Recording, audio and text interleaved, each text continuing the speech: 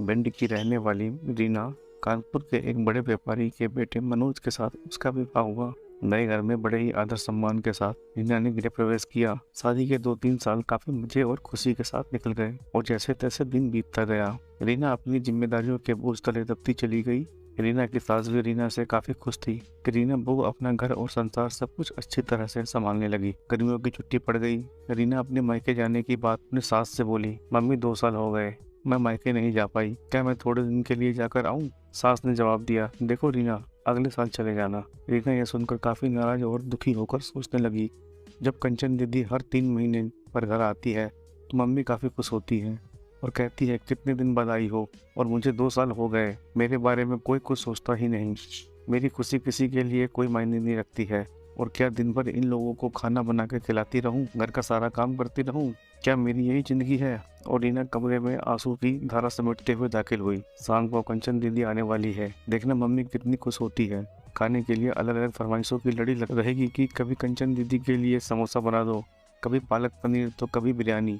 मैं इतना क्यों सोच रही हूँ, करना तो मुझे ही है, तो चलो किचन में अभी से तैयारी में लग जाऊं। यह सोच ही रही थी कि तभी सास ने आवाज दी, रीना जल्दी नीचे आओ, देखो कंचन आई है। रीना अपने चेहरे पर मुस्कान लिए अपने दुख को अंदर एक कोने में दबाए अपनी ननद का स्वागत करती है। कैसी हो भाभी? कंचन रीना से बोली।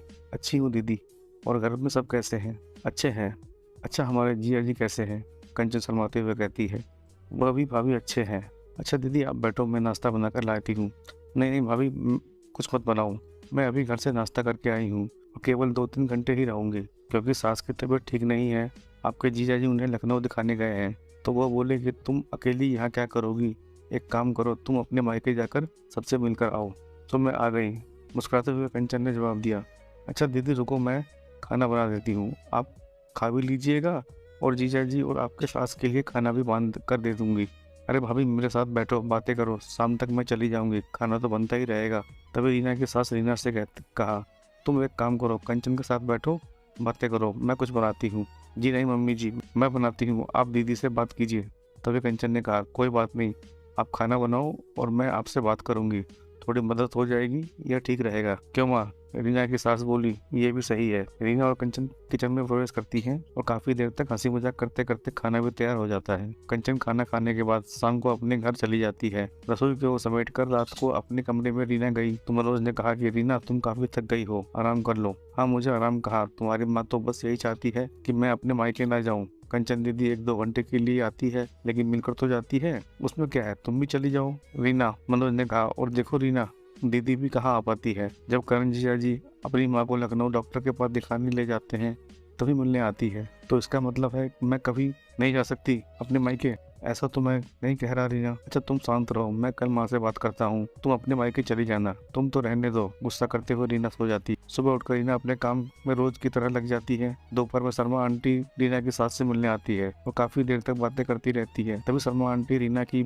सास से पूछती है कि कंचन की माँ ये बताओ कि बेटी और बहू में क्या फर्क समझती हो? रीना इस सवाल के जवाब का इंतजार कर रही थी कि मम्मी जी का इस पर क्या जवाब होगा। रीना की सास ने मुस्कुराते हुए बोला, बेटी कैसी भी हो पर वो मीठी होती है, बहू नमक की तरह नमकीन होती है। यह सुनते ही रीना निराश होती है और दिल भी काफी दुखी हो जाता है। शर्मा आंटी चली जाती है। काफी देर तक रीना ये सोचती है कि मैंने मम्मी के साथ क्या बुरा किया, मम्मी मेरे बारे में ऐसा क्यों सोचती है, और वह अब घर में निराश रहने लगती है। निराश रीना को देखकर एक दिन रीना की सास ने पूछा, रीना यहाँ आओ, तुमसे किसी ने कुछ कहा है क्या, या मनोज ने कुछ बोला है क्या? कुछ नहीं मम्मी जी, रीना की आवाज में दर्द था। रीना की सास ने अपने पास बिठाकर पूछा, नहीं तुम बताओ रीना क्या हुआ है? रीना के आंखों में आंसू भर आई और रीना ने अपनी सास को सारी बात बता दी। कैसे शर्मा आंटी से आप बेटी और बहू में फर्क बता रही थी। ओह, तो यह सुनकर तुम नाराज हो गई, बस इतनी सी बात? अरे रीना, मैंने कहा बेटी मीठी होती है, वह चाहे जितनी भी गलती करे उसकी गलती नजर नहीं आती, वह गुड़ की तरह मुंह में उगल जाती है, और खाने में अगर मीठा ना हो तो कोई फर्क नहीं पड़ता, और बहू नमक के समान इसलिए है क्योंकि खाने में अगर नमक ना हो तो खाना बेस्वाद होता है। खाने में नमक मिलने पर हम जो खाना खाते हैं उसी समय हम नमक के कर्जदार बन जाते हैं। ठीक उसी तरह तुम मेरे लिए वही नमक हो। मैं अपने स्वार्थ के लिए तुम्हें कहीं नहीं जाने देती हूँ, क्योंकि तुम्हारे ना रहने पर घर सूना सा लगता है। इस घर को संभालती हो इसलिए हम तुम्हारे कर्जदार हैं। रीना सारी बात समझ जाती है और अपने सास के गले लिपटकर रोने लगती है। शाम को मनोज जब घर आता है तो अपनी माँ से कहता है कि माँ, रीना अपने मायके जाना चाहती है, एक दिन के लिए। रीना तपाक से बोल उठी, नहीं नहीं, मुझे नहीं जाना है, मैं चली गई तो खाने में कोई स्वाद नहीं रहेगा। मनोज को कुछ समझ नहीं आया कि कल रात मायके जाने के लिए मुझसे कह रही थी। अचानक से इसे क्या हो गया। मनोज सोचने लगा कि इन औरतों को समझना मर्दों के बस के पड़े है। रीना की सास रीना के सिर पर हाथ फेर रही थी और मनोज एक टक लगाकर रीना और अपनी माँ को देखता रहा।